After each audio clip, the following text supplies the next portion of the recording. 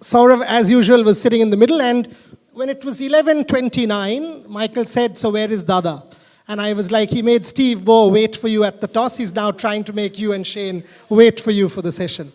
But did actually anybody wait? I was at the parking at 11:29. When they say 11:30, I mean 11:30. I don't come at 11:25 and I don't come at 11:35. So it's all about timing. I come at 11:30. It's all about your But time. it's such a pleasure to see Shane again, Michael again. Michael has become half Indian in the last 4 months, but Shane, absolute champions. Such a pleasure to see you again.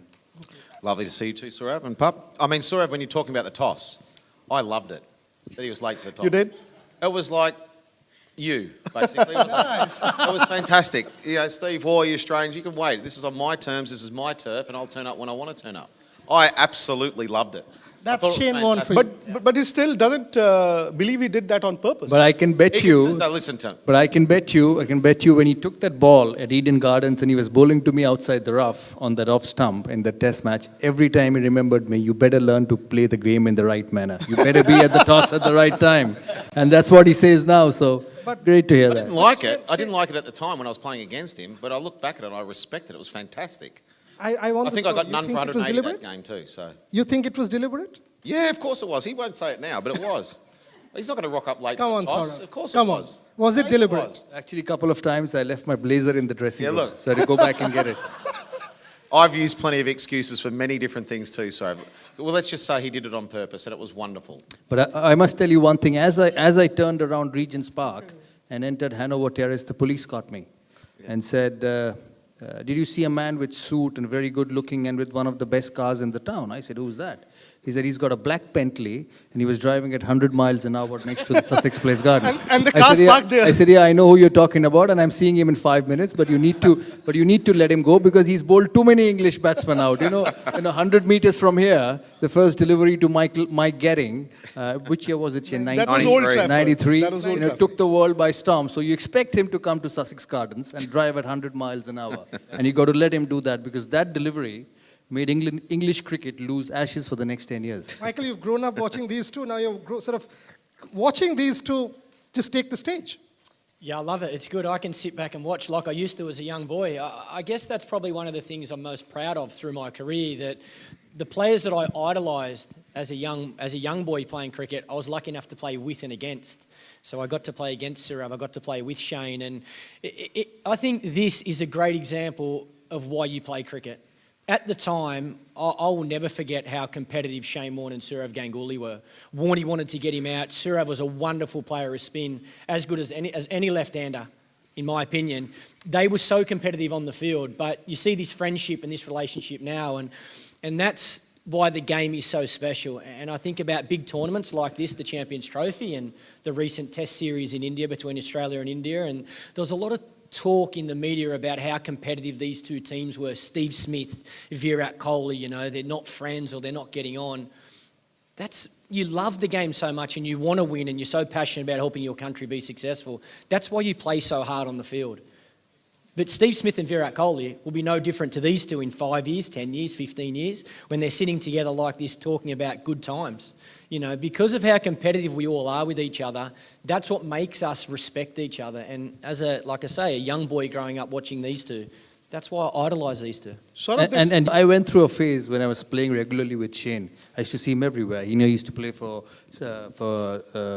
Southampton, and I used to play in Glamorgan. Glamorgan 4. He used to play for Hampshire, and I used to play for Glamorgan, and he sledged me everywhere. I saw him at the IPL game, Rajasthan Royals against Kolkata Knight Riders. Shane Warne was sledging. The first thing he did when he walked out of the dressing room, looked at me and started sledging me right till the toss. And then when I saw him in Glamorgan at the Rose Bowl, he walked down the steps and he saw me coming out. We were playing for different counties, and he was just unbelievable with the ball for them. The first thing he did was sledging. So we went through a period of 10 years where every time we looked at each other and Shane had something to say. But, he was an absolute champion. I have not seen a spinner bowl so well in my life. I've seen Murli, I've seen him, and I was fortunate enough to bat against both, score some runs against both. But as I see modern day cricket, unbelievable. He sledged you for 10 years, and you mean to say you were quiet? No, I did it as well because you had no choice. Let me say, Sourav never said a word back, of course. You can imagine, can't you? It was, look, as I said earlier before these guys got here, don't there's Sourav, Ganguly, Dravid, Laxman, Tendulkar and Sehwag. Those 5 guys that India had, don't ever unappreciate how good they were. You talked about the modern day Indian side, and would you like to, you asked me the question, would I rather bowl to the current day Indian side or these guys? Please. I think I'd much rather bowl to this current day Indian side. You have to bowl to these guys all the time. They get through, they'd smash McGrath all over the place or wherever else the quicks was. They'd be all on 30 or 40, then they'd run down in Dongya for 6 the first over. These guys were quality players, and sometimes I think people don't appreciate how good they actually were. And you say that, you struggled a bit in India. Yeah, I did, because these guys were too good and they were so good. And maybe you guys don't appreciate just how good they were. And I mean, Sourav was an amazing player. When I saw him destroy that many spinners, it was not funny. He was fantastic. And one of my ways that I wanted to try and get into Sourav was to make sure if I sledged him, I would actually try and put him off his game, but it actually made him more determined. So that shows me why he was such a good captain too, because he had that determination. He had that little bit of cunningness in him. And the way he led his side, I thought it was the first time, that was when India became one of the better sides in the world and one of the best sides in the world under Sourav. He gave them a toughness, all the Indian players a toughness, that they wouldn't take a backward step against anyone.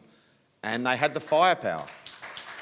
And I've said that publicly before about Sourav. It's not because he's sitting here. I like to talk about his hair and how good it's looking at the moment, but It's well concealed. he's looking wonderful, isn't he? His hair looking great. We could talk about those sort of things rather than say how good a player he was. He's an ambassador to that company, so you know why is he saying? And maybe he's sledging you. Isn't it, Warne? He's sledging Is he again. sledging you No, again? ask him, am I right or am I wrong? Yeah, no, I'm the face of Advanced Hair Studio. Absolutely. And See where he talks it in the London Business School. don't forget, if anyone wants a consultation, they're free.